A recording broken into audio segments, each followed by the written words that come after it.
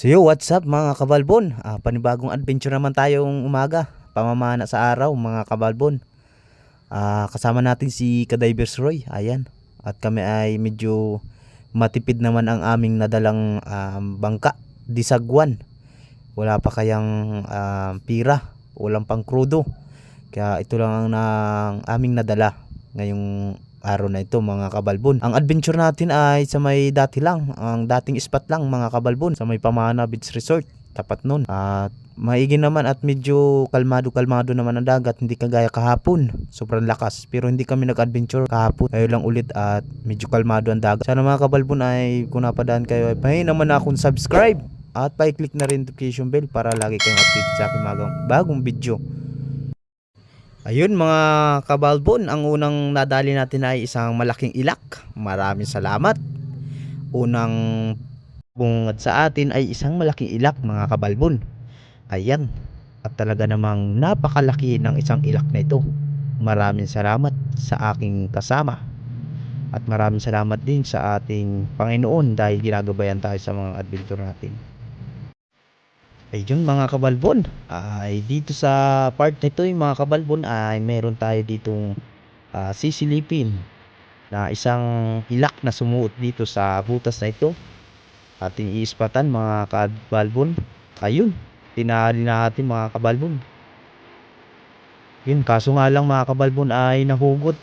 Pero hindi na makagalaw mga kabalbon yung isang ilak dahil naudog siya. Yan, hinugot na. Makikita nyo mga kabalbon ay talaga namang napaka swerte ng isang ilak na ito. Ayan mga kabalbon, aking ispatan dyan. Makikita nyo ayan, at naudog siya. Sinusungkit ko yan mga kabalbon. Kaso nga lang ay hindi nasama talaga mga kabalbon. Ayun, kaya ginawa ko ay nag-ultaw na muna ako. At si Kadivers Roy naman ang titirada. Bali pinana ko yun mga kabalbon, kaso nga lang di tinamaan. At ito si Kadivers Roy, papanain din niya. Kaso nga lang ay talaga namang ayan, kung kailan medyo hindi na mabilis ang langoy, saka lang naman hindi tatamaan ni Kadivers Roy. Kung makikita nyo dyan mga kabalbon, ayan o, tingnan nyo mga kabalbon o, hindi tinamaan. Kaya naisipan na ng Kadivers Roy na kunin na lang ito, dakutin, pagkat hindi naman masyadong gumagalaw ang isang malaking ilak nito. Ayan, dagdag dun sa ating unang nahuling mga kabalbon na ilak. Ayan, nabitawan pa nga ni Kadivers Roy. Ayan, naglumangoy pa. Ang ginawa ko dyan mga kabalbon ay akin ang kinuha. Ayan, baka makawala pa ay sayang naman to. Napakalaking ilak ito. Ayan, at maayos namang nakuha namin ang isang malaking ilak mga kabalbon. Maraming salamat sa biyaya ng karagatan dahil hindi tayo lagi tayo binibiyayaan. Sa pagkakataon nito mga kabalbon ay hanapin ulit ni Kadivers Roy yung nakita ditong ilak na sumuot ng malaki. Ayan, kaya tamang hanap muna sa mga butas at hinahanap ng kanyang, ayun, binirahan na mga kabalbon. Ayan, sige na, bigay ka na.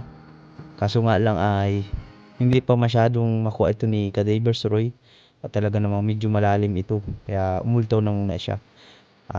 Sa pagbabalik din mga kabalbon ay ayan, maigi namang nakuha niya ang isang malaking ilak. Sulit, patatlong ilak natin to mga kabalbon. Ayan, dalawa ang tama. Bali yung sa may buntutan mga kabalbon ay ako ang nagpana dyan. Talaga namang sasala pa sa aking pagpana mga kabalbon. Maigat, hindi nakatakas. Doon pa lang sa pana ni Kadivers Roy ay talaga namang walang kawala ang isang malaking ilak na ito. Ayan, swerte sa spot na ito. Talagang hindi nawawala ng malalaking ilak dito. Na ilang araw na rin kaming nag-adventure dito sa spot na ito mga kabalbon. Ayan.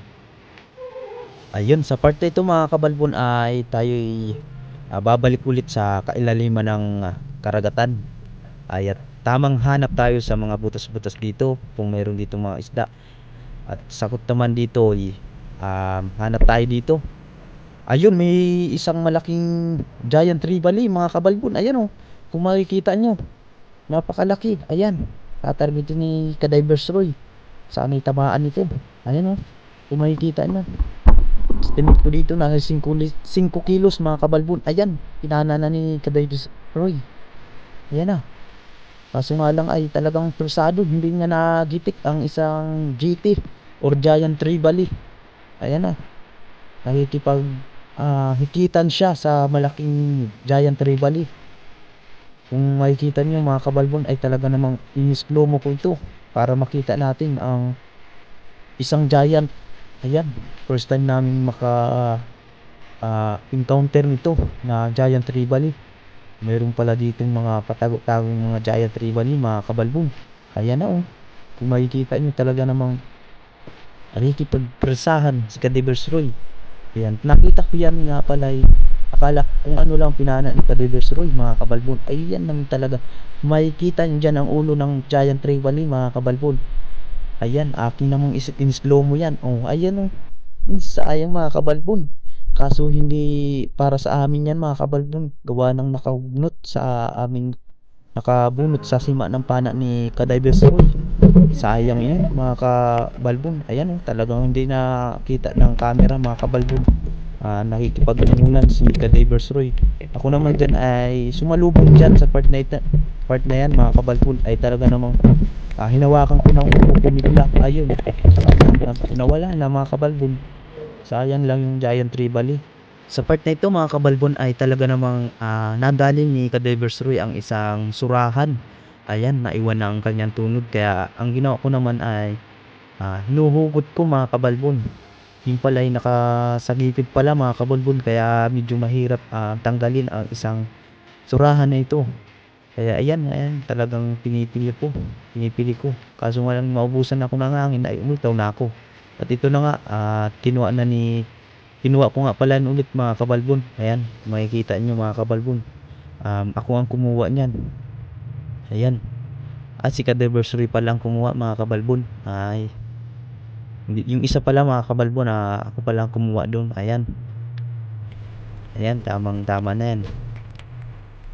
Ayun mga kabalbon, tayo'y pailalim naman sa kailaliman ng karagatan para humanap ng panibagong hahantingin.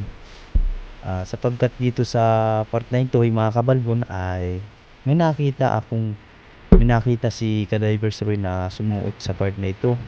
Kaya kanyang lalanguyin ito.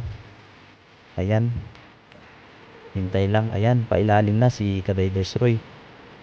Talaga namang baka mayroong isda dito na paligid-ligid. Ayan, susungsungin ni Kadivers Roy ang ilalim na ito. Baka tatago dito. Yan, talaga namang sungsong. Kaso dito sa part na ito may nakita na siya. May napansin, ayun, pinana na niya mga kabalbon. Ayan. Ako naman yung sumisid nito mga kabalbon. Isang surahan pala ito. Pasensya na at hindi kita sa camera yung pagpana pagkat malayo. Ayan, hinugot ko na mga kabalbon ang isang surasurahan. Ayos to, pang ulam na ito. At yung iba ay aming ibibenta ni Kadivers Roy. Ayos din. Ang kita namin dito mga kabalbon ay may 200 kaming dalawa. Ayos na rin. Maraming salamat sa biyaya ng karagatan. Ayan. At kinuha ko na nga ang isang surasurahan. Ayan. Portang linaw na ito mamaya mga kabalbon. Ayan.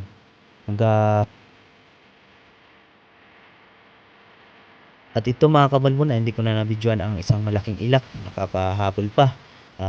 Bali hanggang dito na muna ang aking adventure mga kabalbon.